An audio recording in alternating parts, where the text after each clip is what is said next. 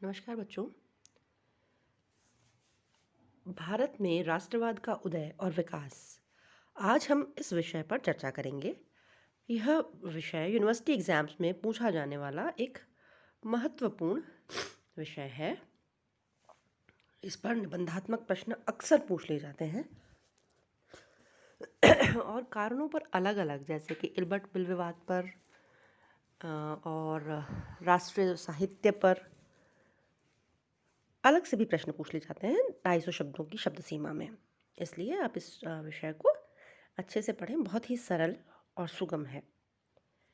सबसे पहली बात तो जो ये राष्ट्रवाद की भावना है, ग्रोथ ऑफ नेशनलिज्म है, इस ये कैसे हुआ, भारत में राष्ट्रवाद का उदय कैसे हुआ। तो मोटे मोटे तौर पर ये माना जाता है कि भारतीय राष्ट्रवाद कुछ सीमा तक अंग्रेज़ों की उपनिवेशवादी नीतियों का परिणाम था और कुछ सीमा तक उस नीति की प्रतिक्रिया के परिणाम स्वरूप भारतीय राष्ट्रवाद उभरा, है ना।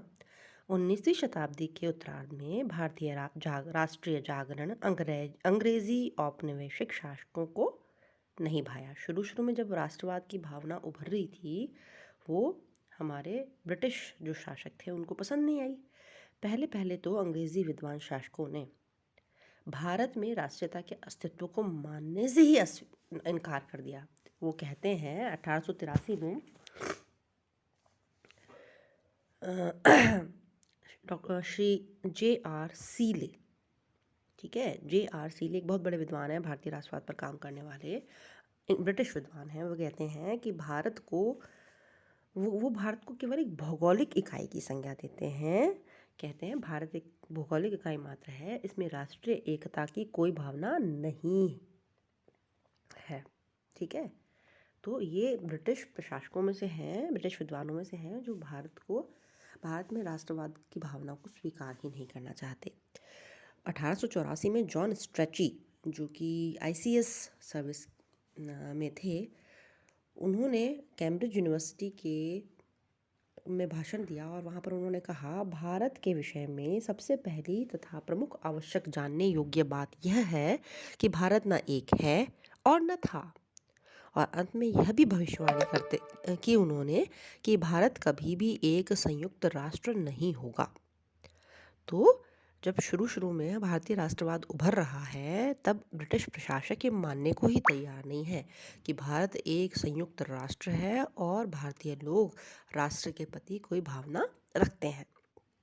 19वीं शताब्दी के अंतिम और 20वीं शताब्दी के प्रथम दशक ने यह दिखला दिया कि राष्ट्रवाद उभर चुका था और शक्तिशाली बनता जा रहा था, ठीक है। कांग्रेस की स्थापना हो चुकी है, कांग्रेस के नेतृत्व में विभिन्न आंदोलन चल रहे हैं और राष्ट्रवाद की अन्य धाराएं भी प्रवाहित होने लगी हैं। तब अंग्रेज़ विद्वानों ने एक नया रुख अपना लिया। अभी तक तो कह रहे हैं कोई राष्ट्रवाद नहीं है इनके यहाँ, अब उन्होंने अपना एक नया दृष्टिकोण अपना लिया है। मॉन्टफोर्ड रिपोर्ट के लेखकों ने भारत में अंग्रेजी राज्य को ही राष्ट्रीयता की भावना के उदय का श्रेय दिया। वो कहते हैं, अब वो मान रहे हैं राष्ट्रवाद उभर रहा है, लेकिन वो राष्ट्रवाद हमारी वजह से उभर रहा है, ऐसा कह रहे हैं। अंग्रेज प्रशासक कह रहे हैं कि राष्ट्रवादी भावना जो है वो अंग्रेजी शासन की वजह से उभर रही है। मॉन्टफोर्ड रिपोर्ट में लिखा गया, राजनीतिक भावना से प्रेरित भारतीय बौद्धिक रूप से हमारी ही संतान है। उन्होंने वे ही विचार अपनाए हैं जो हमने उनके सामने रखे और इसका श्रेय हमें ही मिलना चाहिए। भारत में आधुनिक बौद्धिक तथा नैतिक हलचल से हमारी भर्त्सना नहीं होती। भारत का राष्ट्रवाद जो उभरा है उससे अंग्रेज़ों की आलोचना नहीं होती, बल्कि यह हमारे कार्य के लिए एक श्रद्धांजलि है। अर्थात मॉन्टफोर्ड रिपोर्ट कह रही है कि भारत में जो राष्ट्रवाद की भावना उभर रही है वो सिर्फ और सिर्फ हमारी वजह से उभर रही है। हमने ही भारतीयों को वे आधुनिक विचार दिए हैं जिनसे कि वे राष्ट्र को महत्व देना सीखें। इससे भी इम्पॉर्टेंट एक वाक्य है जिस पर कई बार कॉम्पिटिटिव एग्जाम्स में MCQ पूछ ले जाते हैं, मल्टीपल चॉइस क्वेश्चन।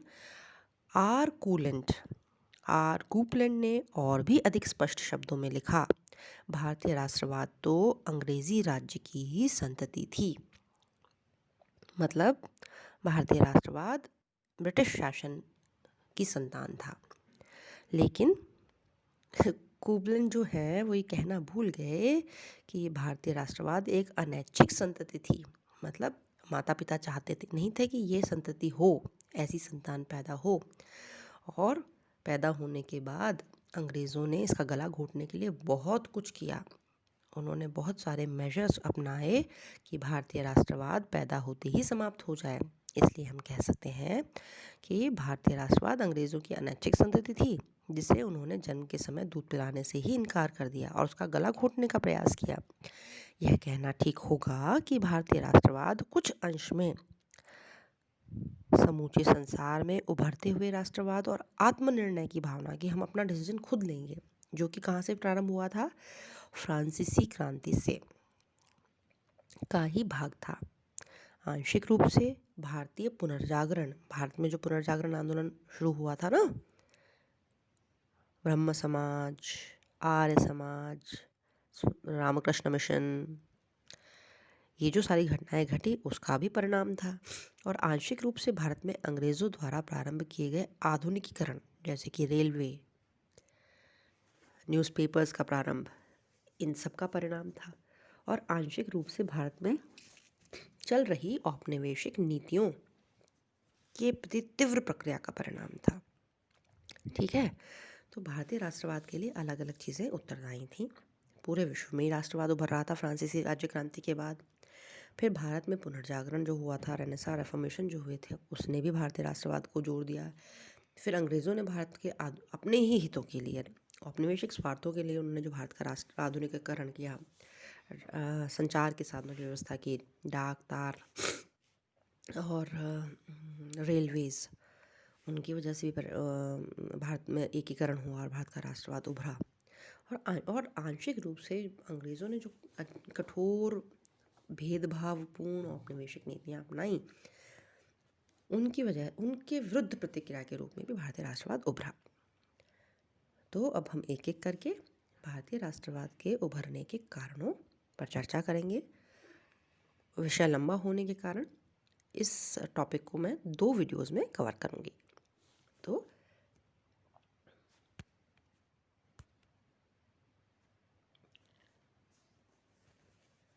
सबसे पहला जो कारण है वो है शोषणकारी आर्थिक नीति। मैंने यहाँ कुछ पॉइंट्स लिखे हुए हैं स्लाइड्स पे, हम इसको इलाबोरेट करेंगे।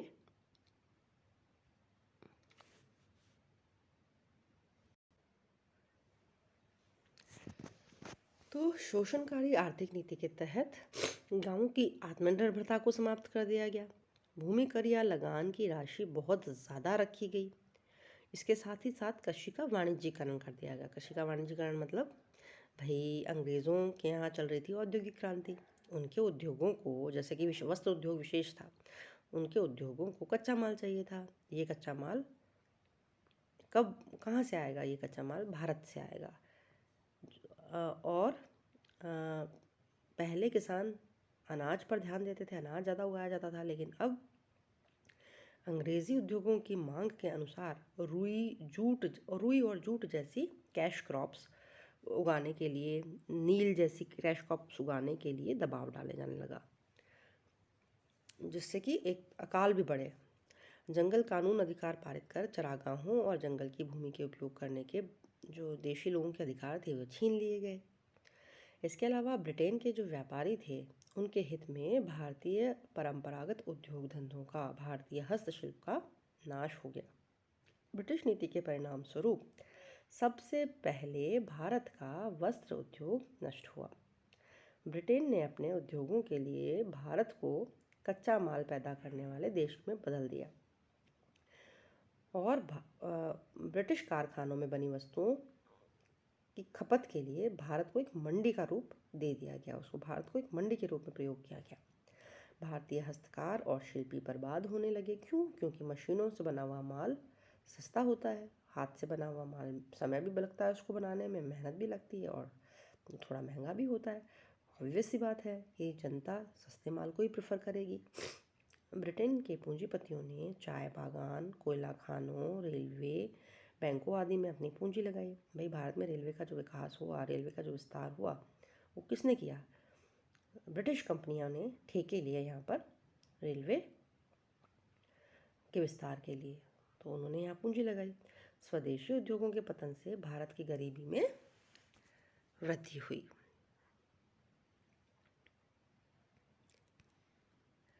अगला जो कारण है राष्ट्रवाद के उदय का, वो मैं अपने नेक्स्ट वीडियो में आपको शेयर करूँगी। तब तक के लिए धन्यवाद।